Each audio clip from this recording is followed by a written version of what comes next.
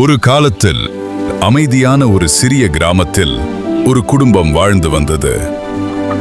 அந்த குடும்பத்தில் ஏற்கனவே 7 ஆண் குழந்தைகள் இருந்தனர். ஆனால் அந்த தம்பதிகளுக்கு இன்னும் ஒரு ஆசை இருந்தது. அவர்களுக்கு ஒரு பெண் குழந்தை வேண்டும் என்று அவர்கள் தினமும் வேண்டினர்.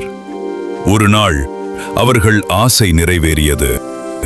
ஒரு அழகான பெண் குழந்தை பிறந்தாள்.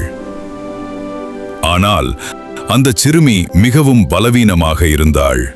அதை பார்த்த தந்தை மிகவும் பயந்தார். வீட்டின் அருகில் ஒரு அற்புத சக்தி கொண்ட நீரூற்று இருந்தது. அந்த நீர் குடித்தால் நோய் குணமாகும் என்று மக்கள் நம்பினர்.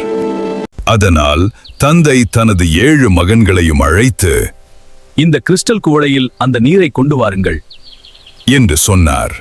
7 சகோதரர்களும் உடனே ஓடிக்கொண்டே அந்த நீரூற்றை நோக்கி சென்றார்கள். அங்கு சென்றதும் யார் முதலில் தண்ணீர் எடுப்பது என்று அவர்கள் சண்டை போட்டார்கள். அந்த அவசரத்தில் கிறிஸ்டல் குவளை கையிலிருந்து தவறி கீழே விழுந்து சிதறி உடைந்தது. அந்த சத்தம் கேட்டதும் அவர்கள் பயந்து அங்கேயே நின்று விட்டார்கள்.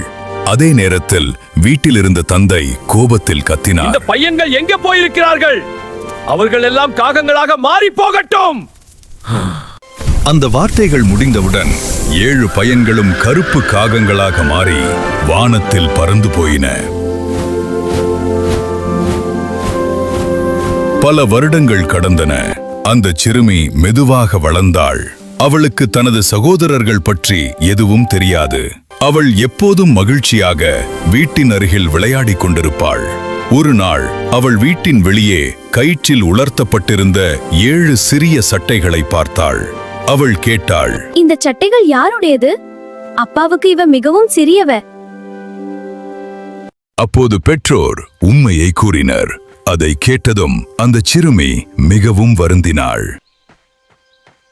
அந்த இரவு அவள் ஒரு பெரிய முடிவு எடுத்தாள். என் சகோதரர்களை நான் கண்டிப்பா காப்பாற்றுவேன். அவள் அமைதியாக வீட்டை விட்டு வெளியேறினாள். உடைந்த குவளையின் ஒரு சிறிய கிறிஸ்டல் துண்டை மட்டும் அவள் எடுத்துச் சென்றாள். நீண்ட நாட்கள் பயணம் செய்தாள். ஒரு நாள் அவள் நட்சத்திரங்கள் நிறைந்த வானத்தின் கீழ் நின்றாள். அவள் தனது கதையை நட்சத்திரங்களுக்கு சொன்னாள்.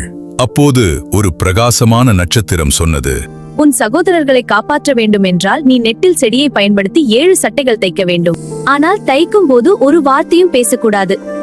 அதன் பிறகு கண்ணாடி மலைக்கு போக வேண்டும். அங்கேதான் உன் சகோதரர்கள் இருக்கிறார்கள். அப்படி சொல்லி அவளுக்கு ஒரு சிறிய எலும்பு சாவி கொடுத்தது. சிறுமி நன்றி சொல்லி பயணம் தொடர்ந்தாள். அவள் ஒரு நெட்டில் செடிகள் நிறைந்த வயலை கண்டாள். அங்கே அமர்ந்து 7 சட்டைகள் நெய்து தைத்தாள். அவள் ஒரு வார்த்தையும் பேசவில்லை.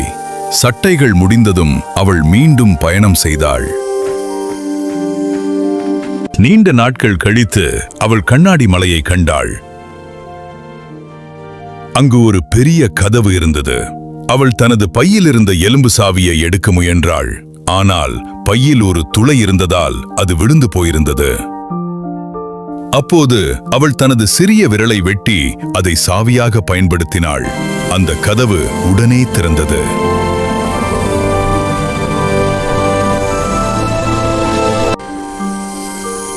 அவள் உள்ளே சென்றாள். அங்கு ஒரு உணவு அறை இருந்தது.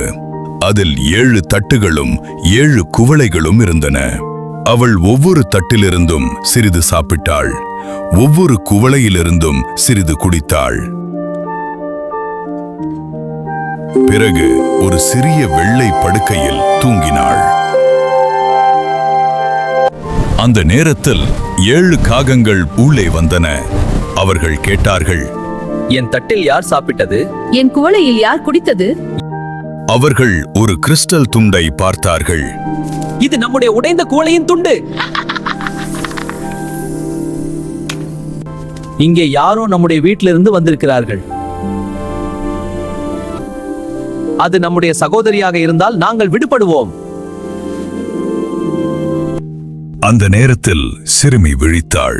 அவள் மெதுவாக அறைக்குள் வந்தாள். அவள் 7 சட்டைகளையும் ஒவ்வொரு காகத்தின் மீது போட்டாள். உடனே கருப்பு இறகுகள் எல்லாம் பறந்தது. 7 காகங்களும் மீண்டும் மனிதர்களாக மாறினார்கள். அந்த இரவு முழுவதும் அவர்கள் மகிழ்ச்சியாக கொண்டாடினர்.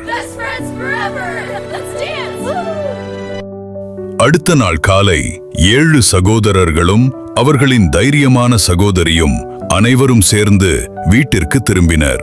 அவர்கள் பெற்றோர்களுடன் சந்தோஷமாக வாழ்ந்தார்கள்.